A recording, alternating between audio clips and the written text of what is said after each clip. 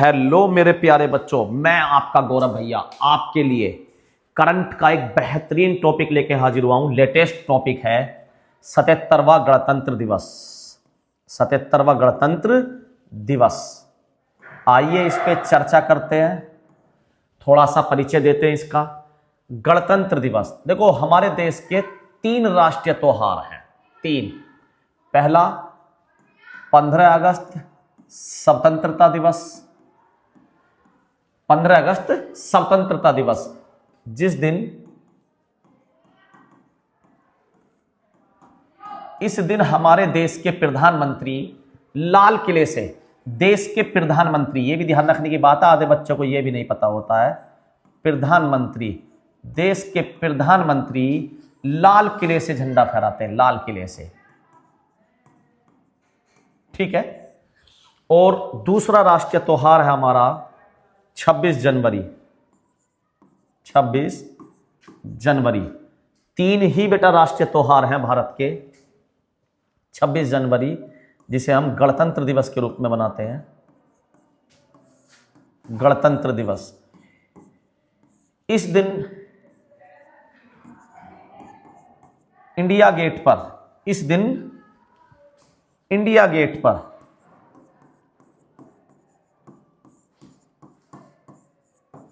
हमारे देश के राष्ट्रपति जी झंडा फहराते हैं। हमारे देश के राष्ट्रपति जी झंडा फहराते हैं।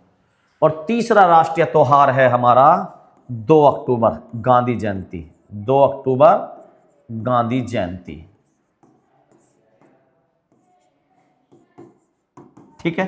ये 3 हमारे राष्ट्रीय त्योहार हैं, ठीक है, 3। ओके मेरे प्यारे बच्चों, तीनों याद हो गए। किस दिन कौन क्या करता है ये समझ में आ गया। अब हम बात कर रहे हैं तो आपको समझ में आ गया होगा।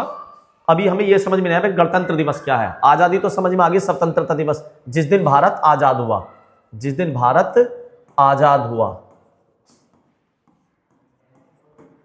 तो गणतंत्र दिवस का मतलब है बेटा जिस दिन भारत में संविधान लागू हुआ, जनता का तंत्र आया। जनता को कहते हैं गण, गणतंत्र मतलब जनता का तंत्र, गणतंत्र मतलब जनता का तंत्र, जनता का तंत्र। जनता का तंत्र मतलब किसके अनुसार? संविधान जिस दिन लागू हुआ, संविधान के अनुसार ही तो जनता का तंत्र है, वरना तो पहले राजशाही थी हमारे देश में। संविधान लागू हुआ, किस दिन लागू हुआ? 26 जनवरी, 26 जनवरी, ठीक है। उस 26 जनवरी 1950, इस दिन से ही 26 जनवरी को हम गणतंत्र दिवस के रूप में मनाते आ रहे हैं, गणतंत्र दिवस के रूप में मनाते आ रहे हैं, ठीक है। इस बार कौन सा था? 77वां, 77वां। अच्छा भैया जी, बिल्कुल भैया जी।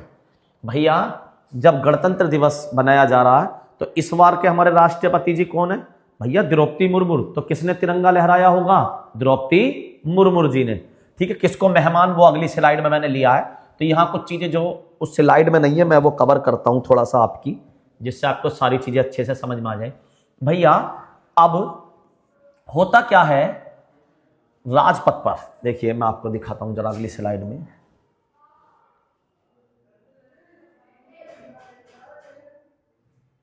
देखिए जरा, कर्तव्य पथ, पहले इसका नाम था राजपथ, राजपथ का नाम बदलकर कर्तव्य पथ कर दिया गया है। राजपथ का नाम बदलकर कर्तव्य पथ कर दिया गया है, ठीक है। राजपथ का नाम बदलकर, राजपथ का नाम बदलकर भैया कर्तव्य पथ कर दिया गया, कर्तव्य पथ। और इसी पथ पर हमारी परेड निकलती है गणतंत्र दिवस की, गणतंत्र दिवस की। मतलब भैया परेड क्या? इस दिन हम अपनी जनता की ताकत दिखाते हैं। जनता की ताकत कैसे?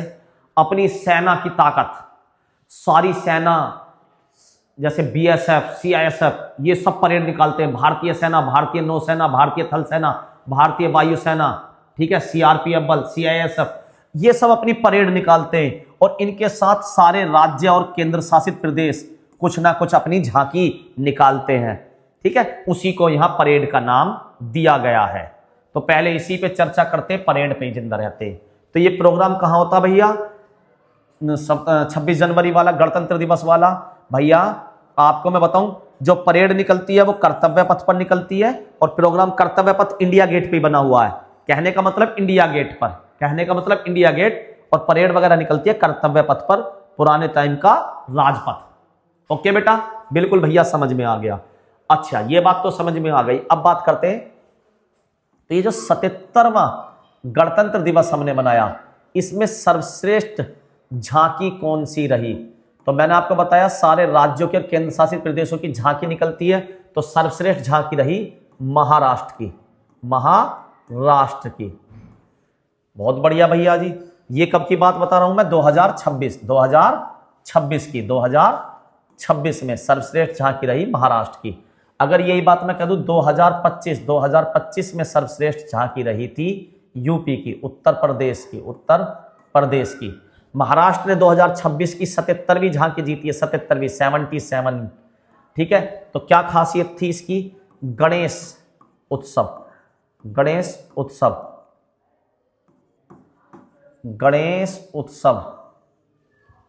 ठीक है, गणेश उत्सव। इस झांकी का संबंध किससे था? विषय क्या था? गणेश उत्सव। अच्छा जी, उत्तर प्रदेश ने जो 2025 में, तो आपको ध्यान होगा 2025 में उत्तर प्रदेश में कुंभ लगा था, तो कुंभ 2025 इसका विषय था स्वर्णिम भारत।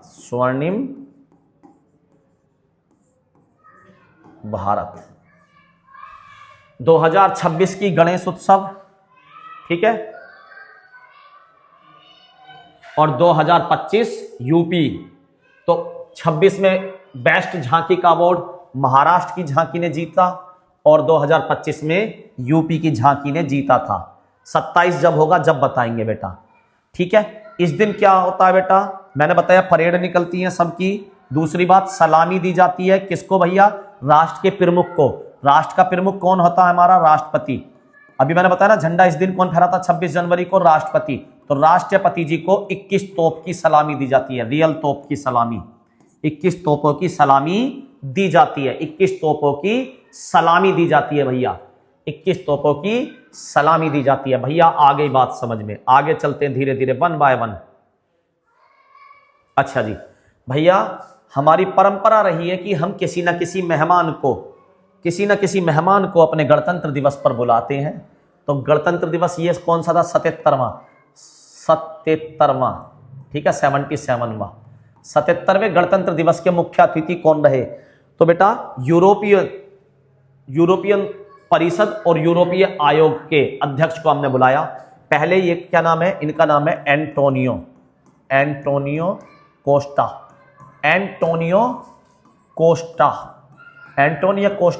यूरोपीय परिषद के अध्यक्ष हैं। ये हमारे इस बार के मुख्य अतिथि थे। दूसरा, उर्सले वान, क्या सुंदर लग रही हो। उर्सलो अपने बाल, उर्सलो अपने बाल, कितने सुंदर बाल लग रहे हैं छोटे छोटे से। उर्सुला वान डेर लेयन, ठीक है, ये क्या है? परिषद के अध्यक्ष हैं, और ये यूरोपीय आयोग की अध्यक्ष हैं। ये दोनों हमारे मुख्य अतिथि हैं 2026 गणतंत्र दिवस के, 2026 के गणतंत्र दिवस के। बिल्कुल भैया, ये नाम याद होने चाहिए, चाहे आप वीडियो रोक के नाम याद भी कर सकते हैं। ठीक है, आगे चलते हैं भैया, ये बात हमें समझ में आ गई। भारत हर साल किसी राष्ट्रीय अध्यक्ष को आमंत्रित करता है, बिल्कुल किसी ना किसी को हर साल बुलाता है। आगे चलते हैं, समारोह का विषय क्या है? तो मैं बताऊं, इस बार 150 साल हमारे वंदे मातरम को पूरे हो गए हैं। 2025 में ही हो गए थे, लेकिन 26 तक इस विषय को, 25 में कुछ और विषय था, तो 26 में ये विषय बनाया गया। ठीक है, क्या? वंदे मातरम के 150 वर्ष पूरे होने के उपलक्ष्य में ये इस बार का जो विषय रखा गया। अच्छा भैया जी, और इसे किसने लीड किया? नेतृत्व किसने किया? तो नेतृत्व हमारे वर्तमान CDS ने किया। ठीक है, chief of defence staff, CDS, chief of defence staff CDS कौन है भैया? पहले CDS बाद में बात करेंगे, पहले वर्तमान जिन्होंने इसका नेतृत्व किया उनकी बात कर लेते हैं। वो है अनिल चौहान। अनिल चौहान, अनिल चौहान कौन है हमारे वर्तमान सीडीएस? अनिल चौहान। अच्छा, पहले सीडीएस कौन है? अभी तक 2 ही सीडीएस बने हैं बेटा। पहले सीडीएस कौन है भैया? पहले है जनरल विपिन रावत। जनरल विपिन रावत। इनका विमान हादसा हो गया था, आपको ध्यान होगी। जनरल हेलीकॉप्टर में हादसा हुआ था। जनरल विपिन रावत, जनरल विपिन रावत ये पहले सीडीएस है। लेकिन इस बार के नेतृत्व करता है अनिल चौहान और ये वर्तमान में हमारे सीडीएस भी है। ठीक है, तीनों सेनाओं के सर्वोच्च। सबसे ऊपर तो राष्ट्रपति होते हैं, उनसे नीचे एक तरीके से इन्हें मान सकते हैं। आगे चले मेरे प्यारे बच्चों, बिल्कुल चलते हैं भैया, यहां तक बात समझ में आ गई।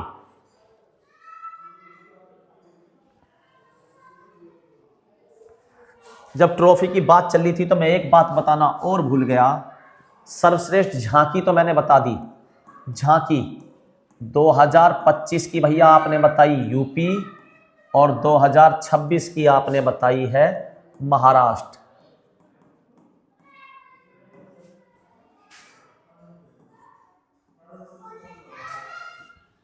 महाराष्ट्र दूसरे नंबर पे बेटा जम्मू एंड कश्मीर रहा, तीसरे नंबर पे केरल, तीसरे नंबर पर केरल।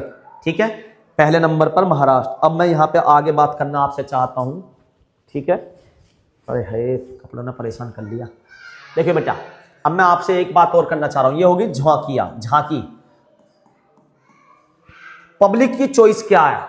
देखो बेटा, पब्लिक की चॉइस समझाता हूँ। मतलब भैया आजकल 2026 जनवरी को परेड के बाद एक दिन के लिए वोटिंग खोल दी जाती है, जो अगली 27 तारीख को 11:45 तक खुली रहती है और इस पर पब्लिक वोट कर सकती है उन्हें कौन सी झांकी या कौन सी चीज ज्यादा पसंद लगी। तो पब्लिक की ओपिनियन में लगातार पिछली 4 साल से गुजरात की झांकी नंबर 1 चल रही है, गुजरात की। तो ठीक है, पीपल्स चॉइस अवार्ड, पीपल्स की चॉइस क्या है? Gujarat, people's choice award Gujarat. ठीक है, लगभग अकेले ही 40% से प्लस वोट इन्हें मिली है गुजरात को, 42% से प्लस। अच्छा भैया जी, और ये एक बार से नहीं, 2023 में भी यही नंबर 1 थी, 2024 में भी नंबर 1, 2025 में भी नंबर 1, 2026 में भी। भैया कैसी बात कर रहे हो? 2026 में आप कह रहे हो बेस्ट झांकी महाराष्ट्र और 2025 में कह रहे हो बेस्ट झांकी यूपी, और यहां पढ़ा रहे हो गुजरात। दोनों में अंतर है। ये बेस्ट झांकी है, ये बेस्ट पीपल्स चॉइस अवार्ड है, पीपल्स चॉइस अवार्ड। ठीक है, पब्लिक को क्या पसंद था? पब्लिक ने गुजरात की ट्रॉफी को लगातार 4 बार पसंद किया और 2026 में यहां दूसरे नंबर पर यूपी रहा, दूसरे नंबर पर यूपी। ठीक है, पहले पे गुजरात, दूसरे पे यूपी। ठीक है भैया जी, गुजरात की थीम क्या थी भैया? गुजरात ने इस बार 2026 की ट्रॉफी जो जीती है, ये वाली पीपल्स चॉइस वाली, इसका विषय क्या था? तो वंदे मातरम, वंदे मातरम। इन्होंने वंदे मातरम दिखाया। ठीक है, बिल्कुल भैया जी, यहां तक बात समझ में आ गई। ये दोनों बातें समझ में आ गई, बिल्कुल आ गई भैया। झांकी सर्वश्रेष्ठ कौन सी है? 2026 में महाराष्ट्र, 2025 यूपी। पब्लिक चॉइस में सर्वश्रेष्ठ गुजरात। और अगर हम आ जाए मंत्रालय में, भारतीय मंत्रालय की कौन सी झांकी जीती? भारतीय मंत्रालय की, तो भारतीय मंत्रालय की झांकी जीती संस्कृति।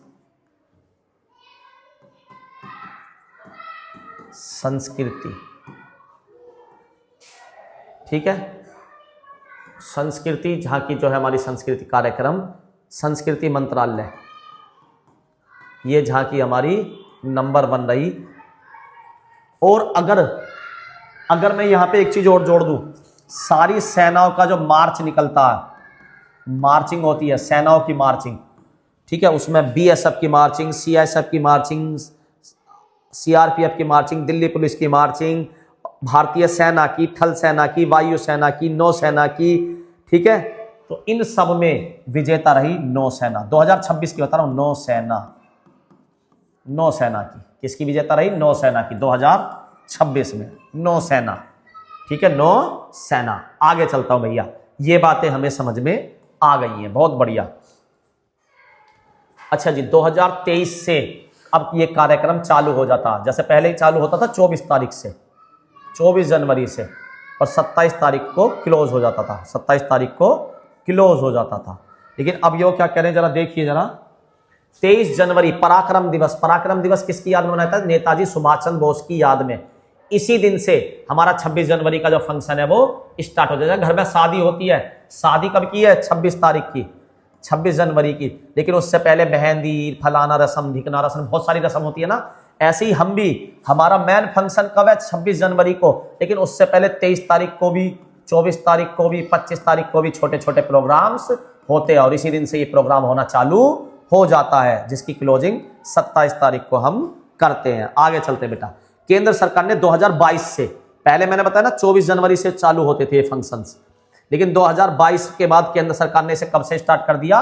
23 जनवरी से। 22 जनवरी की जगह कौन सी डेट कर दी? 24 जनवरी की जगह 23 जनवरी। 24 जनवरी की जगह 23 जनवरी से ही अब ये प्रोग्राम स्टार्ट हो जाते हैं। बिल्कुल समझ में आ गया। कब से? 2022 से।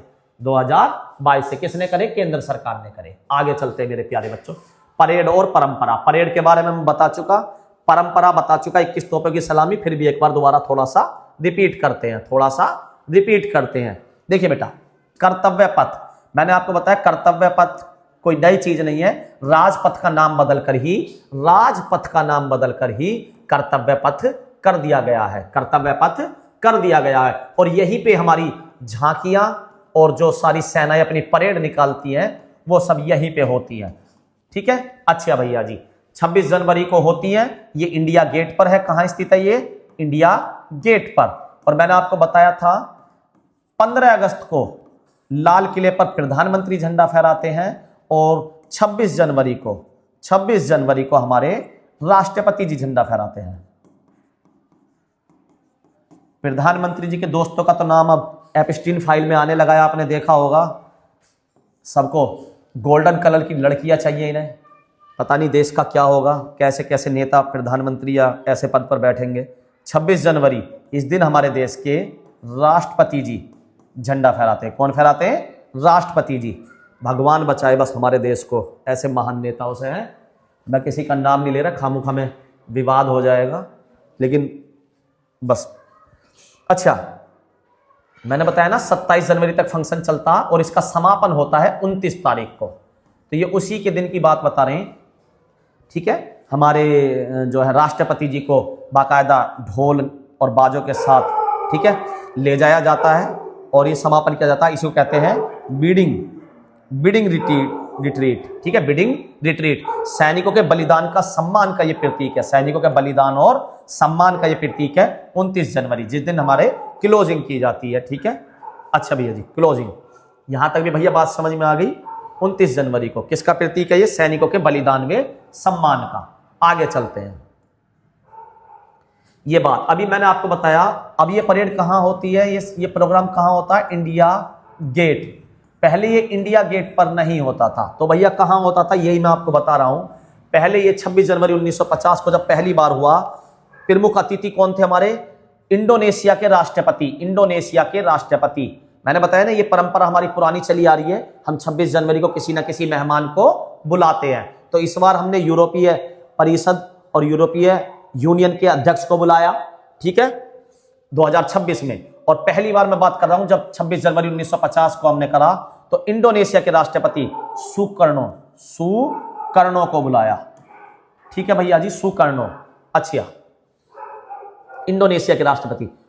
और ये जो स्थान है इसका नाम है इरविन स्टेडियम। पहले ये प्रोग्राम कहां हुआ? इरविन स्टेडियम में। इरविन स्टेडियम भैया, ये तो हमने कोई स्टेडियम देखा ही नहीं।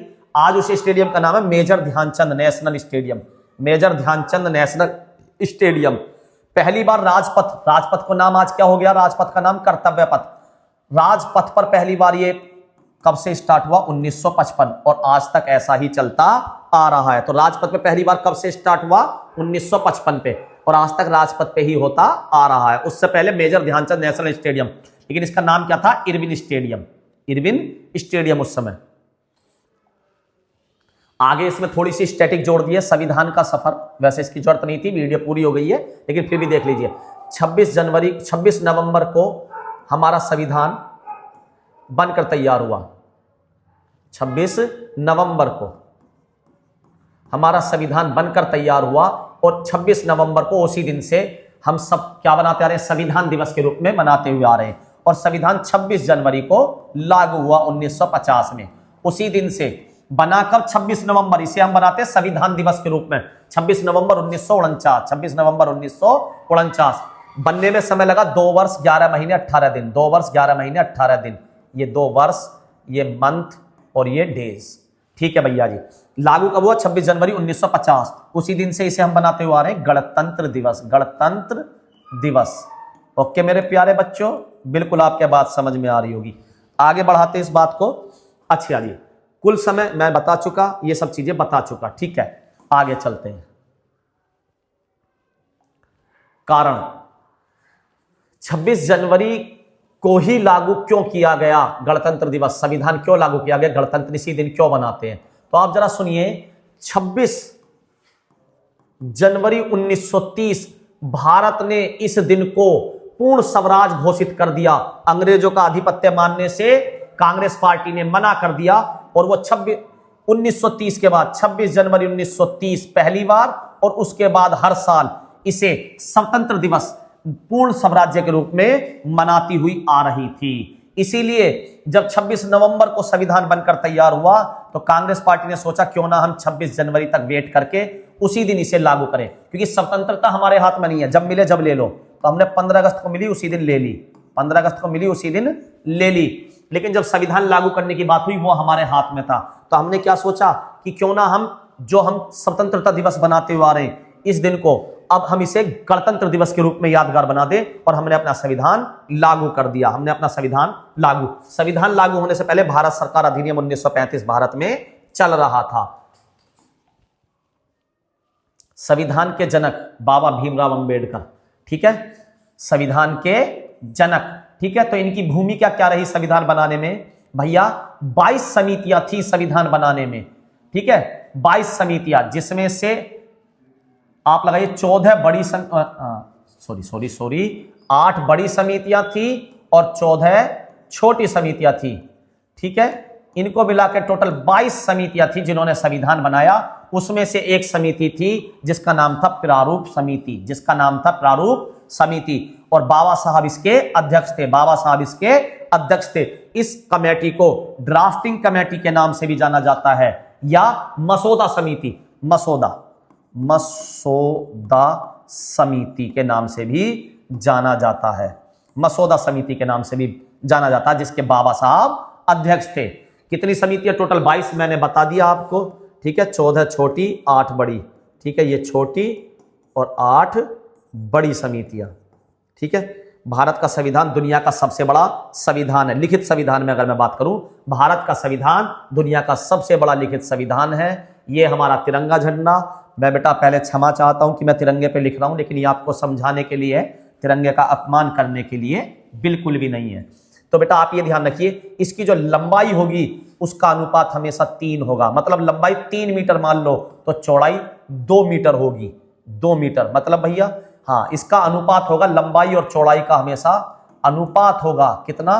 3:2। 3:2। लंबाई 3, चौड़ाई 2। लंबाई 6 हो जाएगी 2 से गुणा करते ही, तो चौड़ाई 4 हो जाएगी। ऐसा नहीं कि कितना ही भी लंबा कर लो, कितना ही भी चौड़ा कर लो। तो ये हो गया हमारा तिरंगा झंडा। इसका डिजाइन किसने बनाया था? तो पिंगली वेंकैया ने बनाया था। अच्छा भैया जी, डिजाइन। दूसरी बात, इसके जो रंग हैं, स्वीकृति कब मिली ये ले लेते हैं, रंग है इनका काम ले लेते हैं। तो स्वीकृति मिली से 22 जुलाई 1947। 22 जुलाई 1947। छोटा छोटा सब्जी के लिख रहा, लेकिन ये चमकता नहीं है इसलिए मैं हाथ से लिख दे रहा हूं। स्वीकृति किसको भैया? इसे हमने राष्ट्रीय ध्वज के रूप में कब अपनाया? तिरंगे को हमने राष्ट्रीय ध्वज के रूप में 22 जुलाई 1947 को अपनाया। ये 3 रंगों से बना हुआ है, 1 2 3, और आप देख रहोगे चौथा इसमें एक चक्र का रंग है जो ब्लू कलर का है। तो अब इस पे बात कर लेते हैं भैया। अनुपात 3:2 में बता चुका। सुप्रीम कोर्ट ने अनुच्छेद 19 के ए में हमें ये मौलिक अधिकार दिया है कि हम अपने झंडे को अपने हिसाब से फहराएं। ठीक है, मौलिक अधिकार घोषित किया गया कि कोई भी व्यक्ति अपने ध्वज को फहराने का अधिकार रखता है। अपने तरीके से मतलब अपने तरीके से ये नहीं अपमान के साथ, मतलब भैया अपने घर पे फहराएं, अपने ऑफिस में हम फहराएं। प्रोटोकॉल है इसके, क्या? पर्याप्त लाइट होनी चाहिए, अगर रात को झंडा फहर रहा, दिन में फहराओ कोई दिक्कत नहीं है, ठीक है। झुका हुआ नहीं होना चाहिए, सीधा खड़ा होना चाहिए, फटा हुआ नहीं होना चाहिए, गंदा नहीं होना चाहिए, ठीक है। आगे चलते हैं भैया जी, 3 रंगों पे बात भैया जी, आइए 3 रंगों पे बात करते हैं इसके। पहला इसका चक्र ले लेते हैं, कैसे रंग का, नीले रंग का चक्र है, और इस पे बात करते हैं भैया अशोक चक्र, ठीक है। कहां से लिया गया, सारनाथ के अशोक स्तंभ से, सारनाथ के अशोक स्तंभ से लिया गया। 24 तिल्लियां हैं जो हमें निरंतर प्रगति, धर्म चक्र का उदाहरण है, और कर्तव्य का पहिया, मतलब हमें कर्तव्य करते रहने का, कर्म करते रहने का आगे प्रोत्साहन देती है। हरा रंग किसका, स्मृति का, यानी कि समृद्धि, यानी कि तरक्की का प्रतीक है हरा रंग। सफेद रंग शांति का और सत्य का, शांति और सत्य का प्रतीक होता है, ठीक है।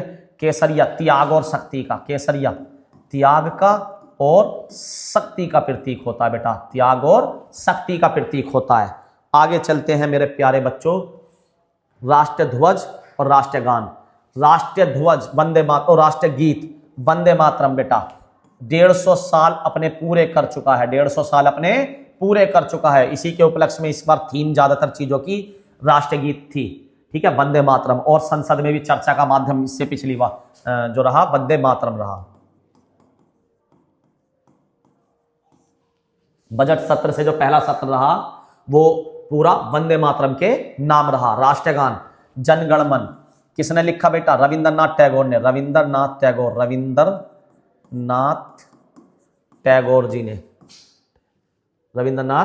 टैगोर जी ने लिखा। अच्छा भैया जी, किस पुस्तक में प्रकाशित हुआ पहली बार, गाया कब गया, 1911 कांग्रेस के कलकत्ता अधिवेशन में 1911 में गाया गया, 52 सेकंड, ठीक है, 52 सेकंड में गाया जाता है। शॉर्ट में गाना हो जब कहीं इमरजेंसी होती है, जैसा सेना युद्ध लड़ रही है, वहां अपनी कोई जो शहीद हो गया उन्हें श्रद्धांजलि देनी है तो शॉर्ट में निपटाएगी ना, 20 सेकंड में निपटा देते हैं, 20 सेकंड में पहला और आखिरी पहरा पढ़ देते हैं, बाकी छोड़ देते हैं।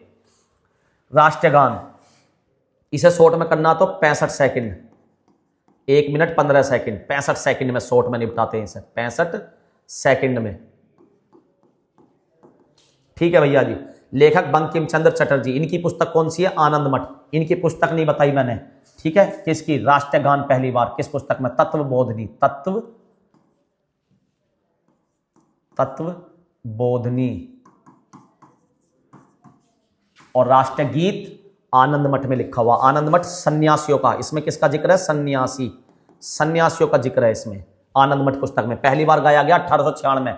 ये भी कलकत्ता के कांग्रेस अधिवेशन में, कांग्रेस के कलकत्ता अधिवेशन में गाया गया पहली बार 1896 में। इसके रचयिता बंकिम चंद्र चटर्जी, ठीक है।